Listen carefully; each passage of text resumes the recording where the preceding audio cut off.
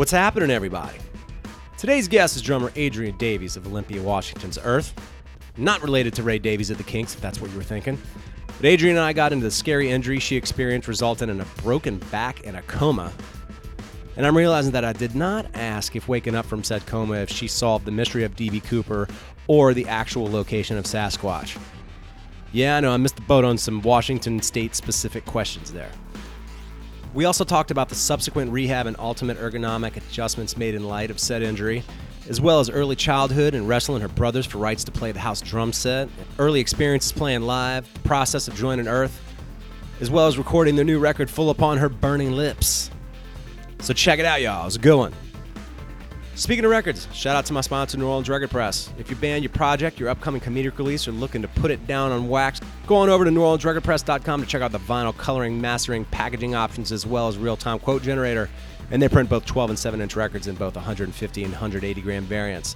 They also print runs as small as 100 and runs up into the thousands.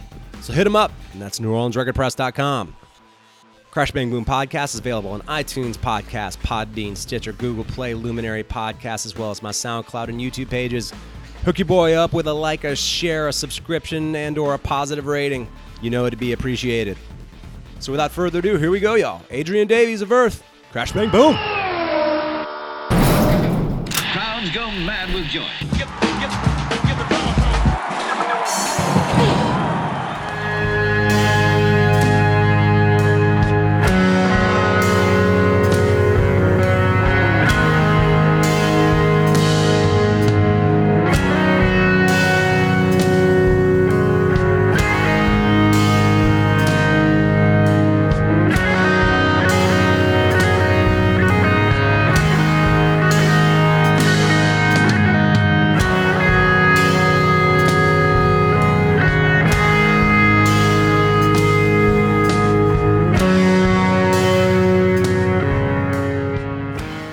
Adrienne Davies of Earth, how's it going? How you making out? Doing great. Just rolled in, just sound checked. Got the nail out of the tire, got a new tire. Oh, sweet. Where'd you get the nail in the tire? Somewhere in Connecticut, like New Haven, I think. So pretty quick changeover, no major delay? No major delay. I'm like 2.5 hours. We had to change and rotate tires, and safety first, as they say. Gotcha. Did this happen on an interstate or a highway, or? We don't know where it happened. I think we got it while pulling over to find a Starbucks, actually. Oh, really? Then realized, there's a nail in the tire. Yeah, it could have been worse. Have you had any worse of a thing happen like that? Yeah, we had our trailer axle completely kind of disintegrate on us at the bottom of the grapevine, so it was sheer grace of God that we didn't T-bone. Really? Yeah, when the guy was replacing it, it literally just turned to dust. So he was like, it's really miraculous you stayed on the road. We're like, thank you, Jesus. Oh my God, that is pretty bad. So no loss of equipment, no nothing. It was really just, it was completely cored out. It was a really amazing that we did not have a crash. Yeah. Wow. Especially after going all the way through the grapevine with it like that. Yeah. And we all were counting our blessings and feeling very lucky. And needless to say, I don't think I've slept in the van since. Oh, shit. I don't blame you. That was back in outside LA, so yeah. Wow. Yeah, I don't know if you know the band Basque. I believe they're from the Carolinas. I was supposed to interview the drummer, and that night there was a blizzard in New York, and they got caught in Manhattan traffic, never even made it to the gig. Oh, no. Had to cancel the gig. They didn't even have a breakdown. They were just stuck in traffic in Manhattan. It's a real thing. What kind of bullshit is that? It happens more often than you think. I mean, you plan for every possibility, and you try to do it, but there's acts of God, acts of nature, acts of just stupidity that will sometimes bite you in the ass, and you just live and learn, hopefully. Yeah, I spoke to Sebastian Thompson as well of Baroness and Trans Am, and he was leaving. Trans Am was leaving out of New York to go to Europe for a tour. Same thing, got stuck in traffic, missed their plane, had to cancel. I think their first 2 shows on the European tour. And they just were stuck. And they even left like us. We'll leave like 6-7 hours early. Nope, still not enough. Sometimes it's just never enough. It's just Manhattan can fuck you is what happens. So y'all are lucky. Hey, you made it to the gig. We did that. Yeah, we did all right. We did all right. Came in through the Bronx. Did good. Well, congrats on the new record. Thank you so much. How long? It sounds like you're about halfway through what is about a month and a half long tour at this point. Yeah, it's more like a month and a week, and then we have some time off, maybe a couple one-offs, and then we go to Europe. It just got announced November into December. That's going to be a bit long. It's like 5 or 6 weeks, I think, or right around there. Nice. With travel time. So That's awesome. Sounds like y'all are getting some good press. Yeah, it's great. I would use the word gobsmacked, not just because you don't think anyone will ever agree on anything, you know, and it's just been overwhelmingly positive. And I think the very few that I've seen that Stephanie, our press person, sends us little snippets and stuff, so we read those, and the few that I've seen that were in any way negative were just that they just didn't get what we were trying to do. Sure. The fact that we were trying to do a very dry, stripped down kind of 70s album art kind of album, not a super lush, really produced like a lot of our past albums. We were specifically going exactly in the opposite direction, and they wanted the lush produced studio thing. So which is just kind of crazy, you know. You don't expect everyone to be like on board with anything, so it's great. That's amazing. Also on tour, obviously, it should be said, with Helms Ali, and another awesome band. I've spoken to the drummer Hazoji, and I think that's a great pairing between the two. No, it's funny because Hosey and I are completely different in what we do. We're both drummers, but that's like we couldn't be more polar opposite. Sure. Which I love that. We're like two completely different arcs of the spectrum, different sides of I can respect what she does and vice versa, and I couldn't do what she does. And she's always telling me she can't do what I do. So it's just kind of, everyone has their thing they do, you know, or that they hone to a fine point. She has that bizarre ability to play open-handed and play these kind of bizarre, sort of angular kind of polyrhythmic shit, sing over it, and then to sing off rhythm and to sing and she's like her mouth is right in the mic the whole time, so it's like imagine not looking where you're hitting at all, and then playing speed metal-y kind of blast beats like with it's really like dexterously impressive, if nothing else. Yeah, I mean, I could see what you're saying, because then on the other end of the spectrum, I believe what you do is like this kind of drawn out elasticity feel, and these you know, I say that just because I've been recording to click tracks for 15 of the 26 years that I've been playing, and then doing electronic music in addition to that, and then trying to figure out how to sequence things electronically that sound like I'm playing them, so then moving dots around and doing all this stuff. So sound like a human instead of a machine. Yeah, it's a funny thing. I would also struggle, I think, to do what you do, both in its simplicity and in just being able to breathe and chill out enough to play that stuff. You know, I think that's a chemical connection that you have to have with your bandmates to play things in that way. Yeah. You know, you've been in the band now for 10 years, 9 years? How long have you been? About 18 years. 18? Oh my God, I'm way off. Hex was the first studio album that I played on and was a part of the band. So anything studio album after Hex, including Hex, I was on. Wow. And then we did some like live stuff, and like we were a duo first. I'm horrible at dates, but I put that at like 2002, 2003 somewhere, because I think Hex was 2005. And like we toured Europe, toured the East Coast. We did band stuff as a duo. Right. And it was a completely different animal then. It was kind of brutalistic war music, very different from where we're at now. Did it take you a while to get into the flow of what Dylan was trying to do, or did that happen pretty naturally? I think I was intrinsically kind of drawn to slow tempo and music that breathes, music with extended notes, and the pregnant pauses between notes. I was always drawn to that, and some of my favorite drummers, they excel at that.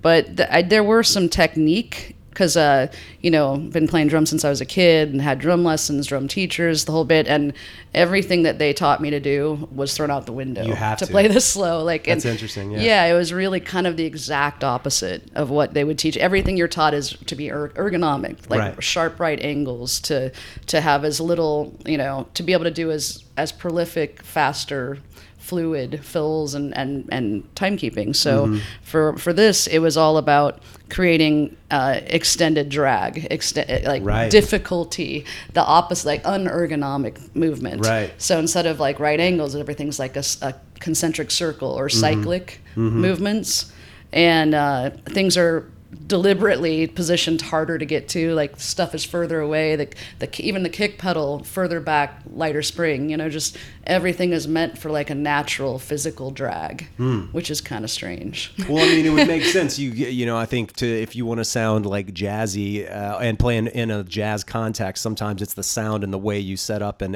this and that and the other. So mechanically, if you're doing something that's a counter to what you've been taught, which is what it sounds like, you would have to switch some of that up so that the mechanics can then lend themselves to what this is that you're playing that's maybe a little bit out of your wheelhouse, I would imagine. Right, yeah. And I remember when I was first playing in the band, it was much more exaggerated, and I looked very strong. Like, I'll see a video and I'll be like, whoa, I look like an underwater octopus of some kind or something. Yeah. It just looks really strange. And so now it's kind of more integrated in. Like, I still do similar stuff. The movement ideas are still there, but it's integrated more into traditional drumming style. So it's not quite as out there. It's still, when I hear it, I'm like, those are big drawn out notes. Yeah. There's still a droning aspect to it regardless, I think. Yeah, and you hear a lot about guitar drone and like the E chord, the E note, and the suspended banjo and the trills. There's all these commonalities with folk and drone and guitar, but at drums, like a lot of the African drumming or it's just, you don't hear it much with modern rock, like drum set drumming, but I've always thought there should be, and there could be, if you can get a natural sustain from a drum and have the decay be prolonged, later, so you really hear each note and each hit develop.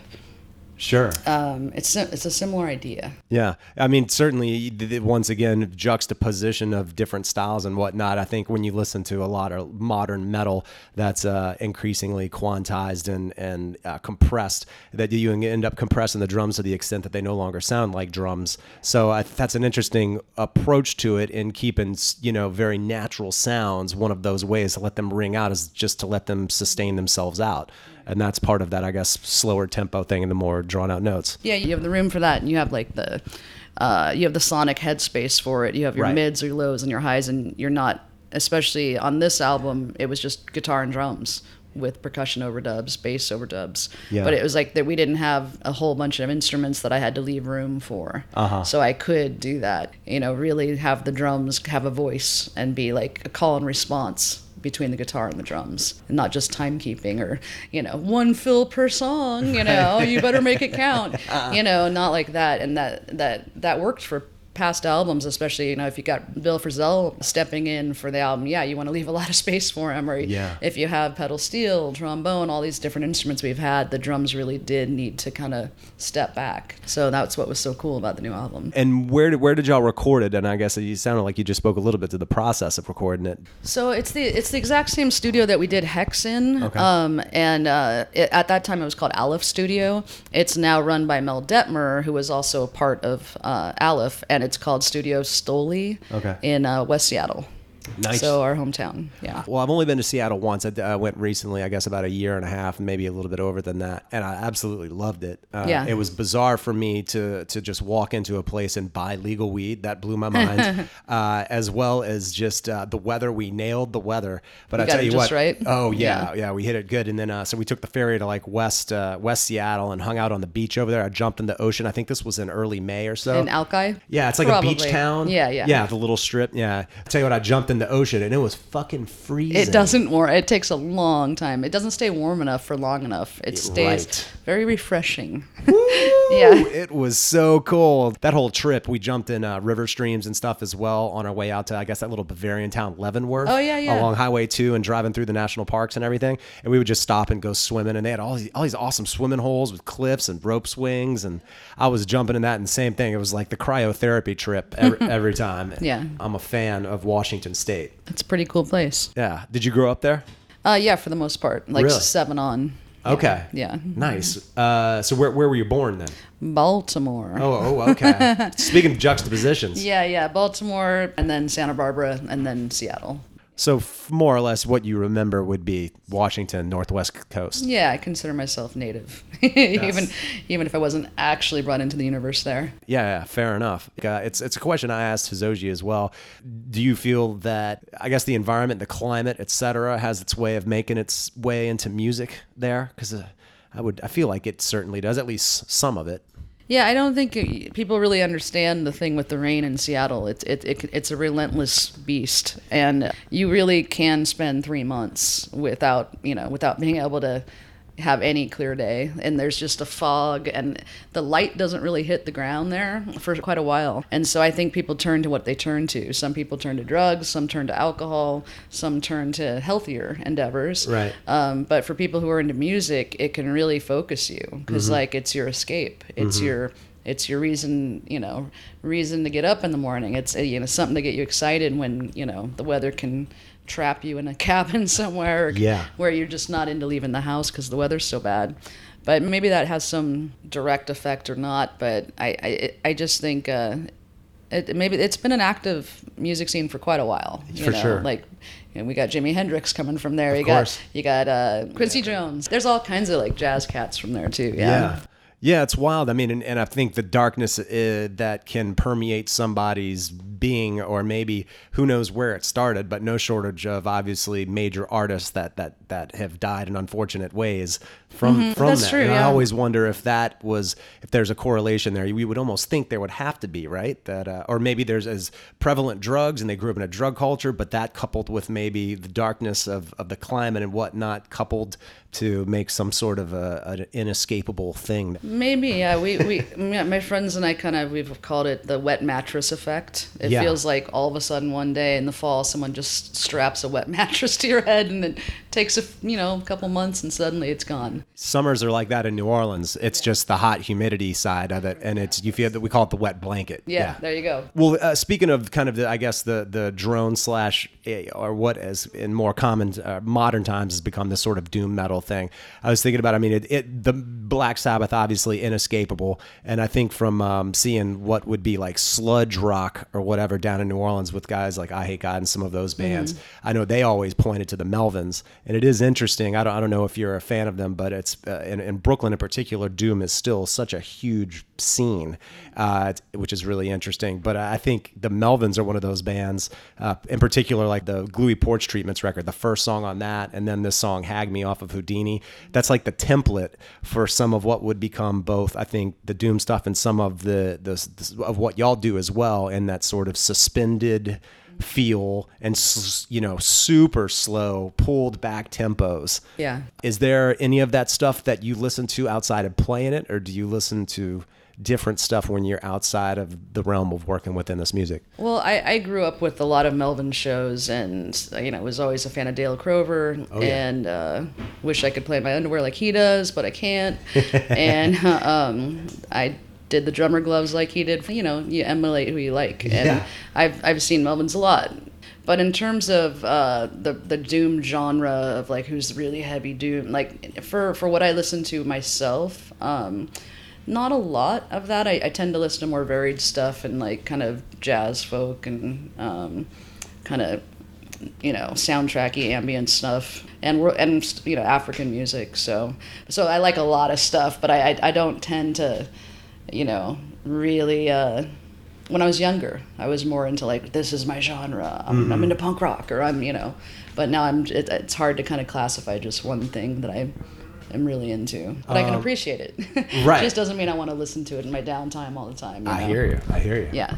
So you mentioned earlier that you started playing drums at an early age. Tell me a little bit about how that came to be, and did you start playing them when you landed in Washington? It seems about the time. Yeah, I think I was about 7. That's when I landed in Seattle, and I had 4 brothers. Yeah, well, three step, one reel, Okay. But we were 5 altogether. Wow. And I was the only girl.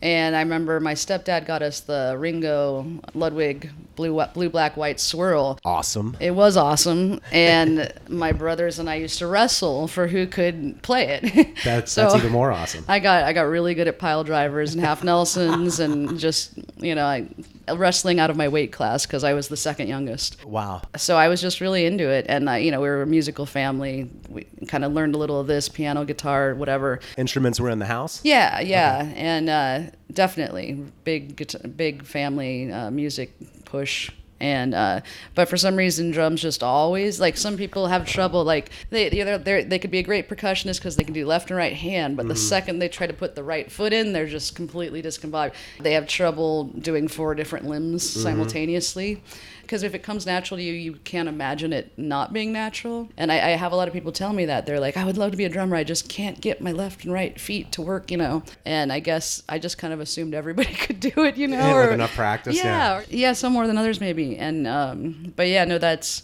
was like the first tell that they're like, hey, you should be a drummer. You can do. You're coordinated. I was like, yeah.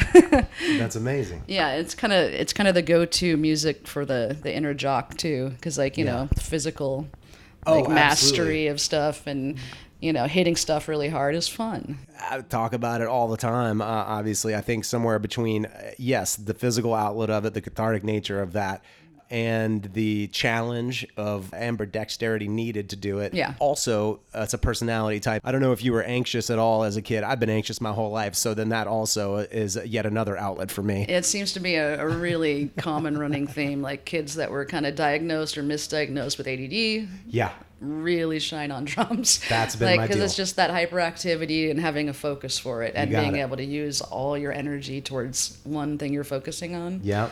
Yep, that was me too. There it is. So after you're wrestling your brothers and to compete for playing the Ringo kit, at which point did you start playing in bands?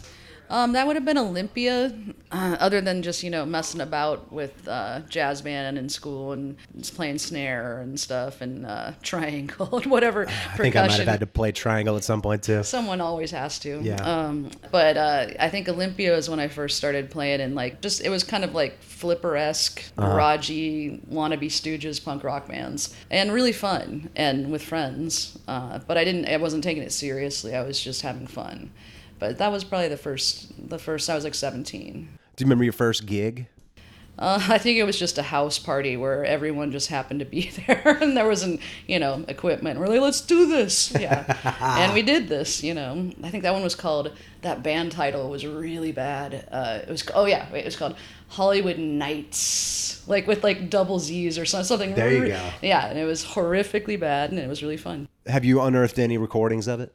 Not that. There was another band I played in called Hot Puke. Hot Puke? Yeah. Okay. And I hear the rumor that there is several audio tapes of that. Wow. Talk about it every now and again. I dug up some initial, like my first demo tape as well, and I was like, oh, God.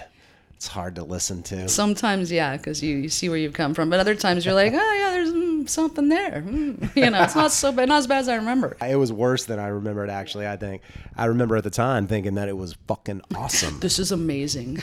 I'm going to rule the world with this. Yeah. That was the big joke. It was like, wrangling people to play it in my car, like, come check this out. How fucking awesome is this? Oh, Friend Rocket's the best. Yeah. I have buddies every now and then that'll wrangle me into their car and play me something. I'm like, just for nostalgic purposes, I'm always into it. I'm like, all right, this is fun. You don't get the car, come listen to the song in my car all that often anymore. And I gotta say, I miss it sometimes. So once after those first couple of bands were out and playing, at any point did you stop playing, or have you always been playing? Well, I was going to Western, and I broke my back and was in a coma and had a head injury. Whoa, holy So that shit. was at 17. Now, how the hell did that happen? Was that a car accident? No, that was me being kind of straight edge, sober kid at a house party where everybody else was drunk, and just an accident gone wrong involving falling 2.5 floors, taking out the balcony, and having the guy land on my legs, and I was locked up because I was sober and was like, shit, I'm falling 2 floors, and then he fell on me and I fell on my back on this like muddy carport. So that was the last day of me at Western. Good God. Yeah, I haven't been back to school yet or since then. Yeah, fair enough. It did influence my drumming technique because that had to change with the broken back thing. Whoa. So I that part of like we were talking about drum technique and setting up and ergonomic things, but I also didn't have the upper body back strength to be able to play as traditionally as I wanted to. Yeah. And I've been working on that for the last few years too, so that's strengthened a lot. Holy it was moly. it was the T6, like right between your shoulder blades. Oh, God. It got like a compression fracture, kind of went squish. Oh. Yeah. And so, and then not so good at dates or time. But other than that, fully recovered. Holy moly. Yeah, I can imagine that. I've definitely had no shortage of injuries. Clearly nothing that major, but Yeah. I've fractured my right hand, sprained it on other occasions, sprained both ankles, tweaked my knees. Yeah. Lots of sprains and fractures. I just fractured my arm a month and a half ago. Yeah. But other than that, thankfully, nothing as outrageous as what you had to go Well, through. I think I was just 17 and really young, and so I was able to bounce back for the most part really well. Like if that happened now, I still don't like heights. I don't like, being around a lot of drunk people. There's probably traumatic, memory of it or something. Wow. So I guess once you got back into it, what's the time frame of then you starting to work with Earth? Well, I've known Dylan since I was 17. So Okay. first of all, I've known him most of my life. Okay. Known him really well. He's always been one of my best friends. We were a couple for 11 years. Okay. So I've known him for a long time, and I remember loving Earth. I went to a lot of shows early on, like 93, 94. Oh, so the early years. Yeah. When did I start playing with him? That when he was in LA, came back from LA, we met back up again, and then we started dating, and then we were just playing music together, not to reform Earth, not to ever even perform it. It was more like just therapy music or something. It was just like we had to. It was hard to explain why, but it certainly wasn't with the goal of, oh, let's restart Earth, or let's, it wasn't that directed. But that was 2000, 2001, something like that. And I know he went through a phase, for lack of better words, with some issues. It sounds like you were friends with him prior to that? Yeah. No, I knew him back then. Oh, okay. So he obviously went through some dark times, and then I guess in reforming the band, is that when y'all started to, I guess, hang out, and then... Yeah, we were hanging out, playing, not even thinking about reforming the band. Gotcha. And then as that developed, I think we had like an offer, let's go play your East Coast, or let's go do this, and we did it. And then suddenly we were, what are you going to bill yourself at? I guess Earth, know. Right. So it wasn't really a concerted effort to restart. It just went in that direction, and we rolled with it, Yeah. And I guess, had you done much touring prior to doing the Earth gig? No, not. I mean, other than like local gigs and local shows and like little stuff here and there, not like major tours or like to Europe or Japan or nothing like that. No. Did that fuck with your back at all? Touring, doing the van thing? No, not so much. That's good. But like I said, it was just the drumming was where, until I rebuilt the strength around there, because I hadn't, and until I rebuilt the strength, the core and the upper back strength, the drumming style, it was really makes you prone to injury, because you're just playing a very weird way. Right. And so now, like I said, a lot of concerted work and gym and all that to strengthen everything I needed to strengthen. It's a mix of the two, like that very slow, elaborate underwater taekwondo thing mixed with traditional, like what your drum teacher would teach you. And so now I'm right in the middle, and hopefully not injuring myself on tour, which is great. I hear you. Yeah. I mean, you mentioned playing in like school band and whatnot, and then the injury, but at which point did you take drum set lessons specifically with somebody? Oh yeah. With Steve Smith at Seattle Drum School. Not the Steve Smith. Not the Steve Smith. Okay, that played No, Journey. I know, everybody says that. Like, I was like, no, different guy. But he's the owner of was it Seattle Drum School? Oh, cool. Yeah, and other like drum set lessons, but you can never. I mean, especially if you have a connection with someone and they get what you're doing, and they're not trying to like put you into a cookie. They can kind of work with what you already do, just make you better. Mm-hmm. That's awesome. That's what you want, for sure. Yeah. Yeah, I think that's something that deters a lot of people when they do study drums. I think that or with learning anything, even just with education in general, I think they have a template to work in, and that doesn't always apply to somebody. So the best teachers, if you're fortunate enough to be in a one-on-one situation, the ideal scenario is that they can curtail their knowledge to what you're already doing and help you out with that. So you're not starting over at square one or having to, lose all your feeling in order to get this little bit better at this, Yeah. It's cool to be able to work them together. Right. How long did you study with him? Off and on, but I think it was mostly in between tours, and I was touring a lot at the time. Gotcha. But it was just, trying to correct things that were causing injury, and just to become a better drummer. Wow, that is an awesome story. That whole injury and that whole thing is crazy. I know a lot of people have some big injury in their life at some point. It's just funny how you kind of adapt to it with what you do. Yeah. And then, hopefully learn how to do it in a way that doesn't further the injury. Seriously. Yeah. Well, it sounds like 2019 is going to be pretty good for you. You've got the rest of this tour going to Europe. Are there any particular places that you've been previously that you're looking forward to, especially going on this European run? Yeah, I mean, we've always loved Bristol. It's been like the first place that kind of welcomed us, even as a duo, a long time ago. A lot of friends there. Nice. in Europe specifically, like Vienna, and there's just so many great places. Absolutely. For different reasons. I don't think Sweden's, I'm looking, I don't think, like I love Norway and Sweden, and I'm half Danish, so it's like get up there and you feel a little. It's your people. Yeah, I go to Wales. I'm like, oh, the grass, oh, the cow manure smells so delicious. Like it's just like everything smells good, and you're like, oh, okay. Like I guess it's like the DNA pulling you forth. Absolutely. Good talking to you. You as well. Best of luck tonight. No more flat tires. Yeah. No more broken axles. Yep. Definitely no more broken backs. And you look like you're doing good, feeling good. So you're on the right track. Awesome. Good talking to you. Okay, you as well. Thank you.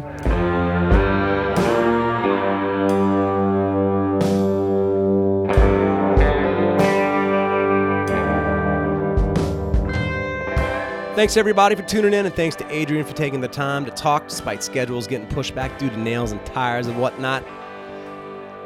We'll catch y'all on the next one. Stay tuned. Crash, bang, boom.